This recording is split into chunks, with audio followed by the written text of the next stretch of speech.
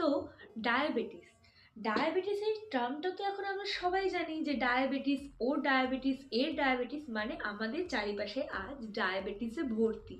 কিন্তু আমরা এটা কি জানি যে ডায়াবেটিসটা ঠিক কেন হয়?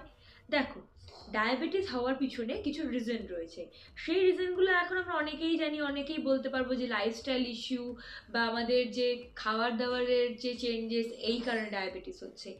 আমরা কিন্তু এইটা জানার মধ্যে সীমাবদ্ধ থাকবো না, আমাদের জানাটা হবে এর থেকেও বেশি। কি হবে? আমরা একদম বেসিক থেকে জানি আমাদের ডায়াবেটিসটা কি। ডায়াবেটিস হলো একটা মেটাবলিক ক্রনিক ডিসঅর্ডার। এবার মানেটা কি? মানেটা হলো আমরা কার্বোহাইড্রেট খাই খাবারের মাধ্যমে, খাই প্রোটিন, খাই ফ্যাট। এই কার্বোহাইড্রেট, ফ্যাট এবং প্রোটিন, এই তিনটেই আমাদের বডিতে মেটাবলাইজ হয়। মানে এই তিনটে নিউট্রিয়েন্টেরই কিন্তু মেটাবলিক অ্যাক্টিভিটি আছে।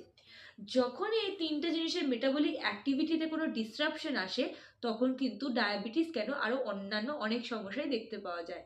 তাহলে কেন আমরা শুধু ডায়াবেটিসটা বললাম? কারণ ডায়াবেটিসের সাথে রিলেটেড হয়ে রয়েছে একটা হরমোন। হ্যাঁ হ্যাঁ, একদম ঠিক ধরেছো, ঠিক ধরেছো, ইনসুলিন। ডায়াবেটিসের সাথে রিলেটেড হয়ে